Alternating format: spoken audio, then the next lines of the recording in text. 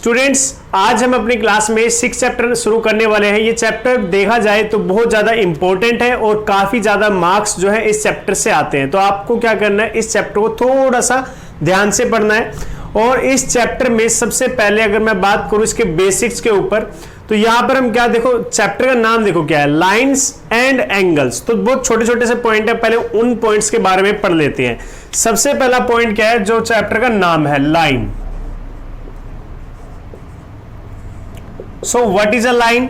आप लोग इसकी डेफिनेशन भी अपनी फेयर नोटबुक में लिख सकते हैं। मैं यहाँ पॉइंट लिख देता हूं और लाइंस की डेफिनेशन आपको स्पीक आउट कर देता हूं। क्लियर? तो लाइंस क्या है? Lines, a line is a collection of points on a straight path. A line is a collection of points on a straight path. एक स्ट्रेट पाथ पर जितने भी पॉइंट्स होंगे उन सबकी कलेक्शन को क्या कहते हैं? लाइंस कहते हैं। आपको लाइन से ही फिर एक डेफिनेशन मिलती है, उसे बोलते हैं रे। क्या बोलते हैं? रे। जिसकी जरूरत होगी वही लिखेंगे, ज्यादा नहीं लिखेंगे। रे क्या है? Ray is the part of line which has one end point. Clear? Line, ray is a part of line which has one end point. Clear? ये हो गया हमारा रे। उसके बाद लाइन के बाद आपका नेक्स्ट वर्ड क्या था? लाइन्स एंड एंगल्स, है ना। Line and angles chapter number 6 का नेम। तो यहां एंगल का भी डेफिनेशन लिख दो। एंगल, सो एंगल क्या होता है? When two rays originate from a common point. इसका क्या मीनिंग हुआ? ये एक कॉमन पॉइंट है, यहां से दो रेज एमर्ज होंगी। ओरिजिनेट यानी कि जो जहां से, ओरिजिन उनका कहां पे है? ये ओ पॉइंट इनका ओरिजिन है, यानी कि जहां से निकलती है। तो when two rays originate from the common point they formed an angle. when two rays originate from common point they formed an angle. तो वो एंगल बनाती हैं, तो इसको क्या कहेंगे हम? एंगल। ओके। अब एंगल के टाइप भी बहुत सारे आपने पढ़े होंगे। सबसे पहले आपने क्या पढ़ा होगा? Acute angle. और मुझे पता है, सभी को पता है कि एक्यूट एंगल क्या होते हैं। What are acute angles? Acute angles are those angles which are greater than 0 degree but less than 90 degree. Those angles are called acute angle. ऐसे एंगल जो आप मान लीजिए एंगल ए है, ये क्या रहेगा आपका? Greater than 0 degree and less than 90 degree. Clear है इतना? उसके बाद होता है आपका एक्यूट के बाद right angle. Right angle, an angle whose measurement is 90 degree is called right angle. जिस एंगल की वैल्यू 90 डिग्री है उसे बोलते हैं राइट एंगल। उसके बाद हमारा आता है obtuse angle.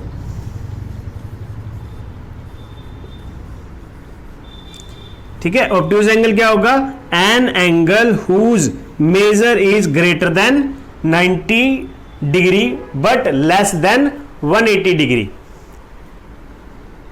Angle A is greater than 90 degree but less than 180 degree. उसके बाद आपके पास क्या आएगा? एक स्ट्रेट एंगल। क्या आएगा? Straight angle. Straight angle, the angle whose measure is 180 degree. एक ऐसा एंगल जिसकी मेजर करने पे क्या आंसर आएगा? 180 डिग्री। देखो, ये हो गया आपका एक्यूट, ये आपका राइट, इसे बोलेंगे ऑब्ट्यूज।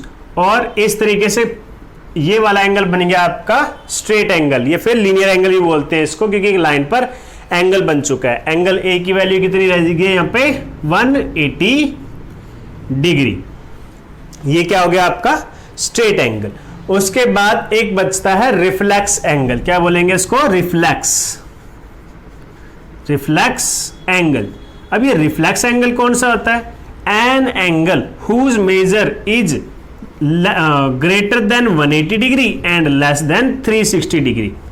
ऐसे एंगल जो 180 डिग्री से ग्रेटर और 360 से स्मॉलर होते हैं उन्हें बोलते हैं रिफ्लेक्स एंगल। और एक होता है ओरिजिन एंगल या फिर कंप्लीट एंगल। ठीक है, क्या बोलेंगे इसको?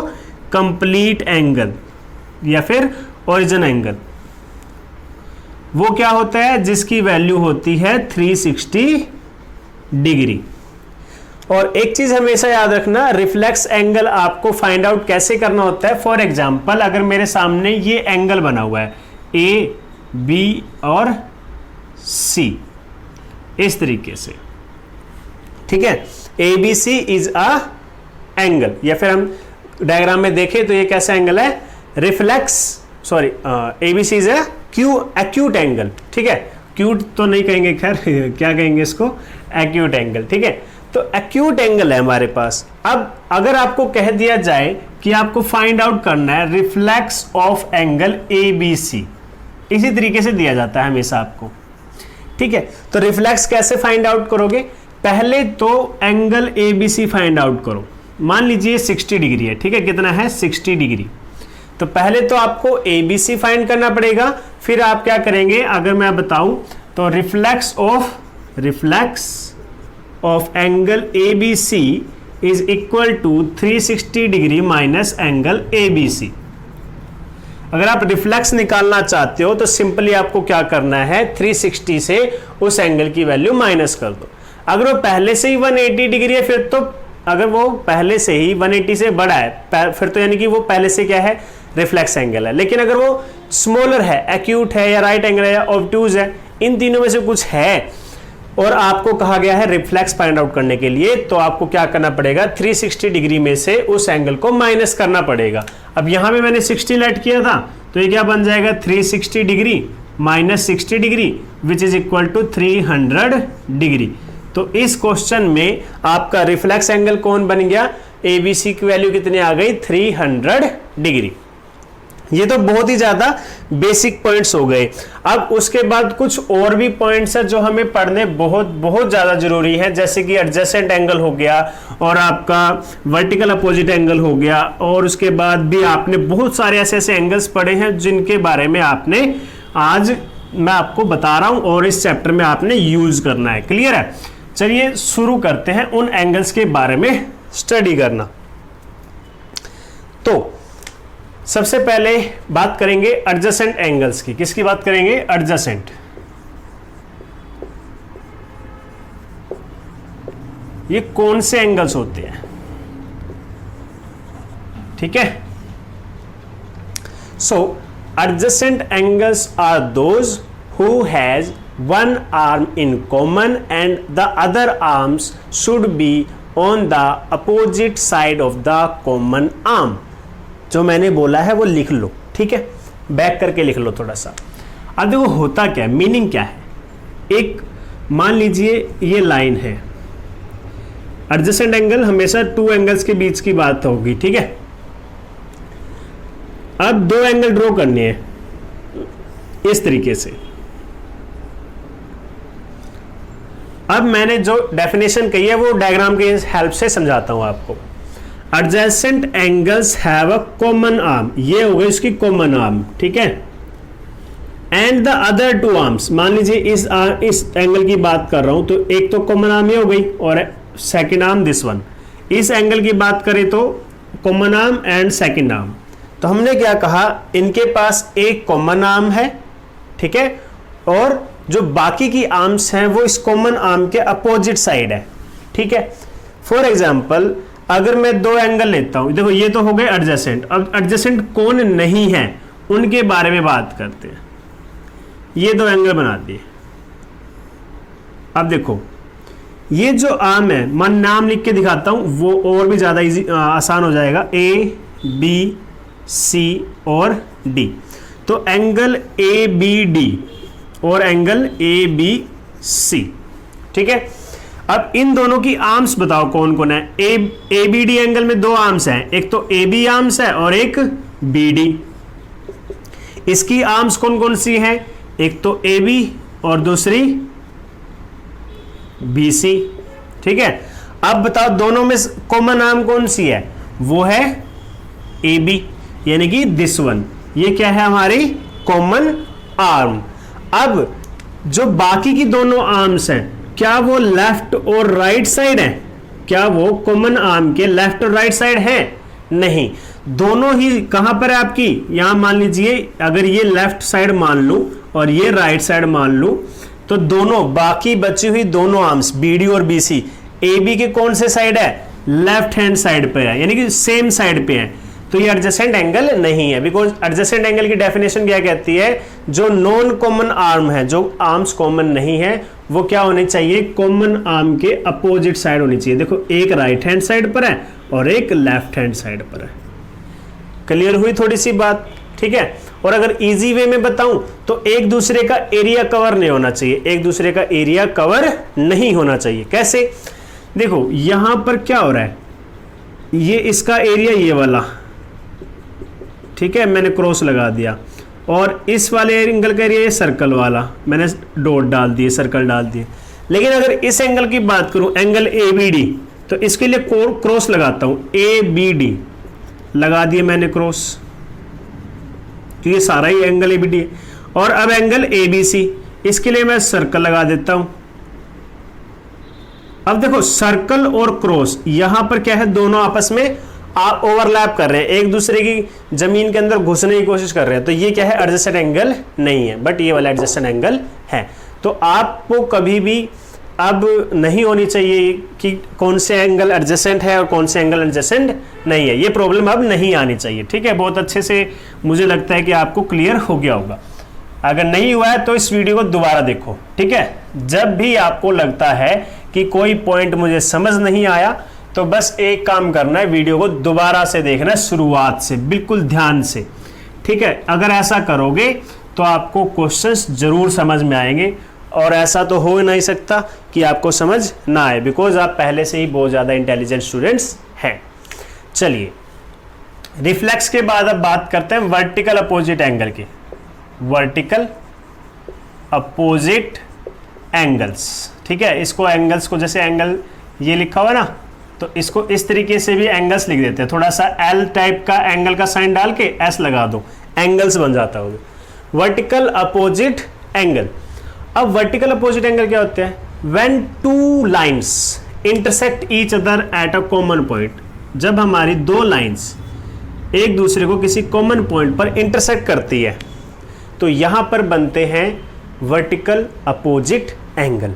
अब सिंपल सी बात है, वर्टिकल और अपोजिट, ये वाला एंगल इसके अपोजिट कौन है, ये वाला एंगल इसका अपोजिट है, तो ये हो गई वर्टिकल अपोजिट एंगल्स।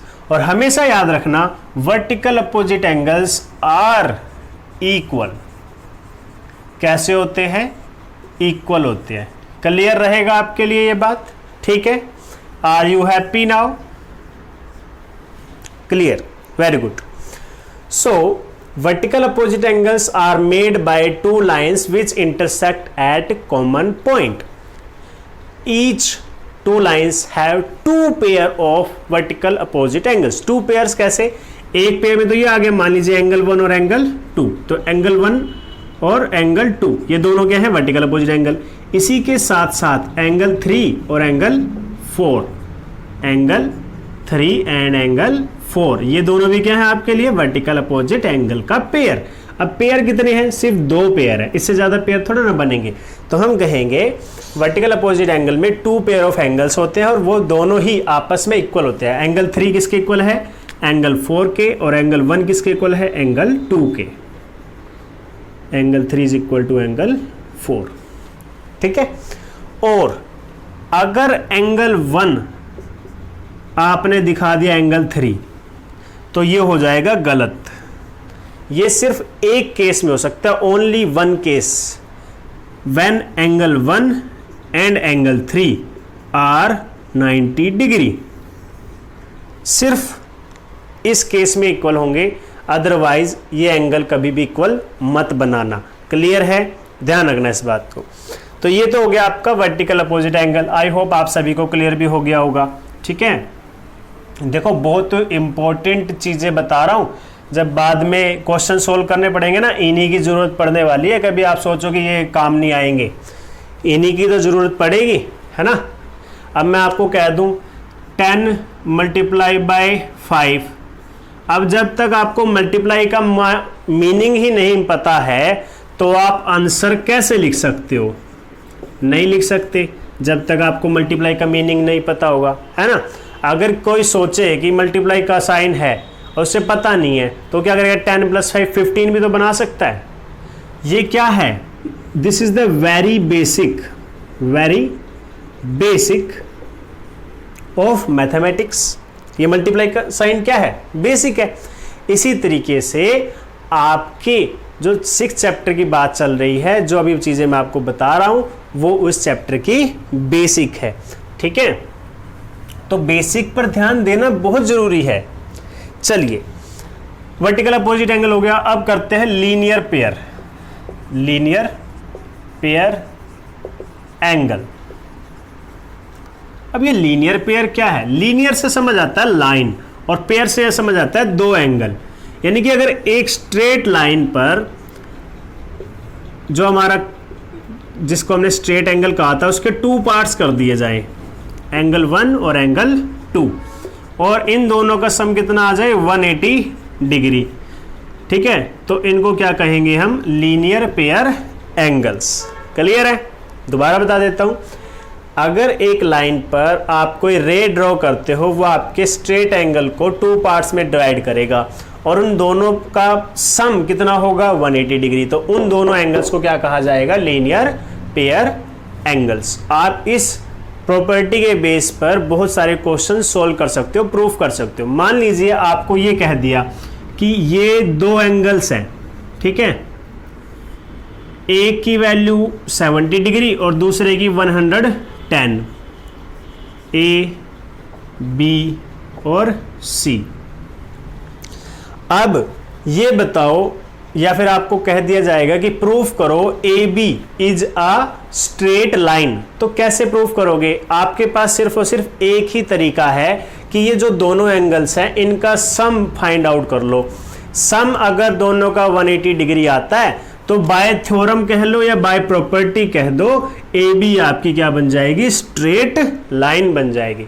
क्लियर है? इतनी सी बात, बहुत आसान सी बात थी। आई होप सबको क्लियर हो गई होगी। चलिए, लीनियर पेयर हो गया, एडजेसेंट हो गया, वर्टिकल अपोजिट एंगल हो गया। अब कुछ तगड़े तगड़े से हैं, मोटे मोटे से हट्टे कट्टे एंगल्स की बात करते हैं, और वो है आपके कोरस्पॉन्डिंग एंगल। कोरस्पॉन्डिंग एंगल, और एक होता है अल्टरनेट इंटीरियर एंगल, ठीक है, और एक होता है अल्टरनेट एक्सटीरियर एंगल। अब सबसे पहले तो आपको कोरस्पॉन्डिंग अल्टरनेट की जगह पहले इंटीरियर और एक्सटीरियर क्लियर करता हूं। मान लीजिए ये लाइन है, इस पर आपने 2 लाइनें ड्रॉ कर दी, ठीक है। अब इन दोनों लाइंस के बीच में एक एरिया बन रहा है ना, अंदर की तरफ एक एरिया बन रहा है। इस एरिया को बोला जाता है इंटीरियर। क्या बोलेंगे? इंटीरियर। तो इसी वजह से ये जो 2 एंगल आपको दिखाई दे रहे हैं, ये क्या है, इंटीरियर एंगल। इसके साथ साथ ये वाले एंगल्स भी क्या हैं, इंटीरियर। ये चारों एंगल कैसे हैं, इंटीरियर एंगल हैं, बिकॉज ये दोनों लाइंस के बीच में बन रहे हैं, ठीक है। अब ये अगर मैं यहां पर बनाऊं तो ये दोनों एंगल कैसे हैं, ये एंगल है एक्सटीरियर, क्योंकि ये लाइन के बाहर हैं, ठीक है। ये घर के अंदर नहीं आ रहे, ये घर के बाहर बैठे हैं। इसी तरीके से यहां पर भी ये दोनों एंगल कैसे हैं, ये दोनों हैं एक्सटीरियर, और ये चारों एंगल देखो, समझ आ गया सभी को, इंटीरियर कौन से होते हैं और एक्सटीरियर कौन से होते हैं। क्लियर है? Very good. अब बात कर लेते हैं अल्टरनेट के बारे में, और कोरस्पॉन्डिंग के बारे में भी बात कर लेते हैं, ठीक है।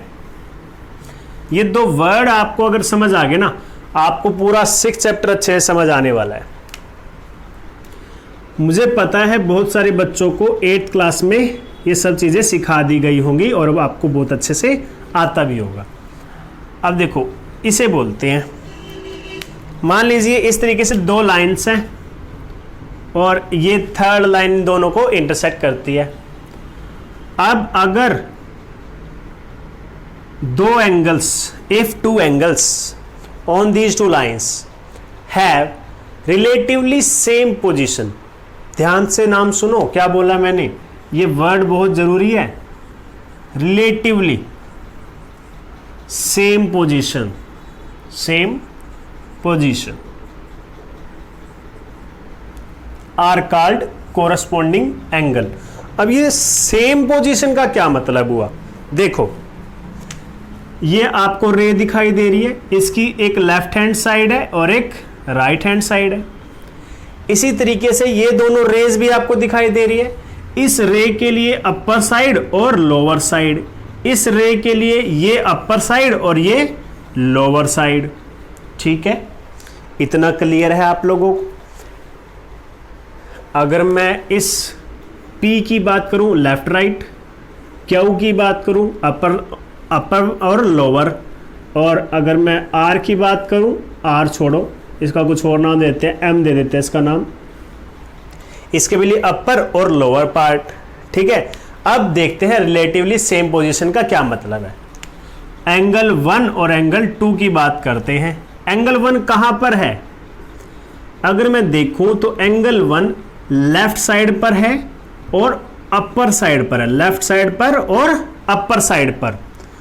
और एंगल 2 कौन सी जगह पर है, ये भी लेफ्ट साइड पर है और लाइन से अपर साइड पर है। Relatively same position, left up left up left up. ठीक है, तो इसलिए इसको कहते हैं रिलेटिवली सेम पोजीशन, जैसी जगह पर ये बैठा है वैसा ही इसके पास भी स्पेस है, तो इसको बोलते हैं कोरस्पॉन्डिंग एंगल्स। ठीक है, अभी ये दोनों इक्वल नहीं है, ये केस भी आपको ध्यान रखना है। इक्वल सिर्फ और सिर्फ तब होंगे जब आपको कहा जाए Q is parallel to M। जो इक्वल वाले केसेस आते हैं वो किस में आते हैं, पैरेलल वाली लाइंस में। यहां पर मैंने पैरेलल लाइन ड्रॉ नहीं की है। ठीक है, ये चीज भी आपको ध्यान में रखनी है। कई बच्चों को इक्वल तो याद रहता है लेकिन ये नहीं रहता कि इक्वल होते कब है, वो अपने आप ही उन लाइंस को पैरेलल बना देते हैं, अपने आप ही अपनी तरफ से उनको इक्वल बना देते हैं। ऐसा नहीं होगा, बिल्कुल नहीं होगा। जब तक वो आपको ना कहे कि लाइंस पैरेलल है या नहीं है, तब तक आप उस चीज का यूज नहीं कर सकते। ठीक है, मान लीजिए मैं आपको कहता हूं डायग्राम ड्रॉ करना है, ठीक है, और आपने पेन निकाला और उससे काम करना शुरू कर दिया, जबकि मैंने तो पेन का काम कहा ही नहीं था कि आपको पेन से ड्रॉ करना है। समझ रहे हो बात को? तो जो चीज आपको जब तक ना बताई जाए तो करना नहीं है। जब आपको यहाँ पे कहा नहीं है कि एंगल जो क्या हुआ है में पैरेलल है, तो आप इक्वल कैसे शो कर सकते हो? नहीं कर सकते। When two lines are parallel then corresponding angles are equal. अगर पैरेलल नहीं है तो इक्वल भी नहीं है, लेकिन कोरस्पॉन्डिंग एंगल तो रहेंगे, क्योंकि हमें तो एंगल किसके बेस पे करना होता है, पोजीशन के बेस पे। क्लियर है इतनी बात? अब मैं ये दोनों हटा देता हूं। अब अल्टरनेट की बारी आते। कोरस्पॉन्डिंग का तो समझ गए, इंटीरियर एक्सटीरियर बाद में बताऊंगा, पहले अल्टरनेट की बात बताता हूं। देखो अल्टरनेट क्या होता है, जिसके पास रिलेटिवली अपोजिट पोजीशन होती है। यहां पे कैसी पोजीशन थी, सेम, इसके पास कैसी रहेगी, अपोजिट पोजीशन।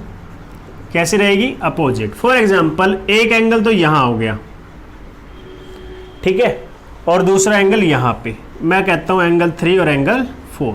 चलो एंगल 3 की पोजीशन देखते हैं।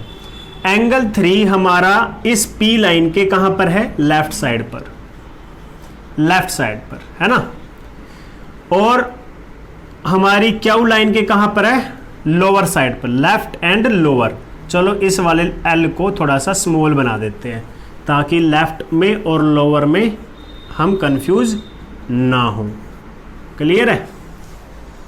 तो लेफ्ट साइड पे है और लोअर पोजीशन है। अब फोर्थ की बात देखते हैं।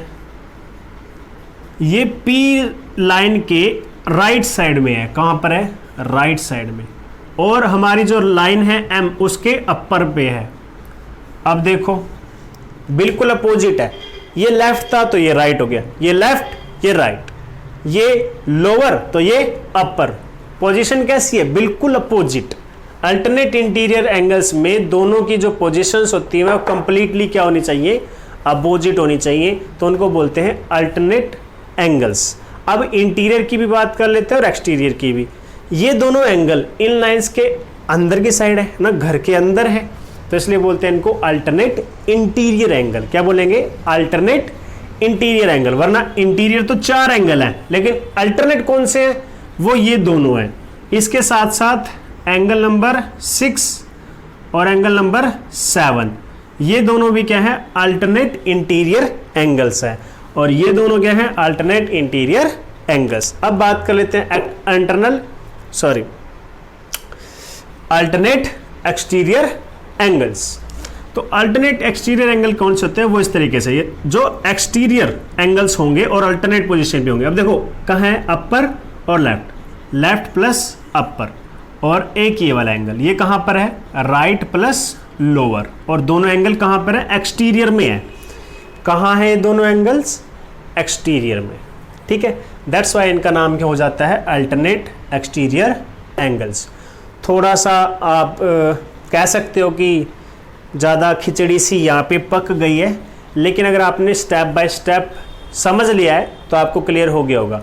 नहीं समझ में आया है तो 2 बार देखो, 3 बार देखो, 4 बार देखो इसी वीडियो को, कोई आपको मना नहीं करेगा। आपका अपना 3G नेट पैक है, 4G होगा, 5G होगा, जो भी आपके पास नेट पैक है, ठीक है, तो इसमें से आराम से बैठ के देखो।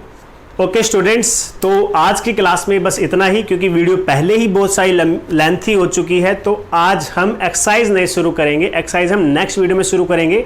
आप ये सभी बेसिक पॉइंट अच्छे से देखो, समझो और अपनी फेयर नोटबुक में नोट डाउन कर लो, चाहे आप मैथ की हेल्प लो या जो मैंने वर्ड्स बोले हैं उन्हीं को अपनी लैंग्वेज में आराम से विद डायग्राम कर लो, ठीक है, नोट डाउन कर लो अपनी नोटबुक में। ओके, तो कल मिलते हैं इसी के साथ। Thank you, have a good day.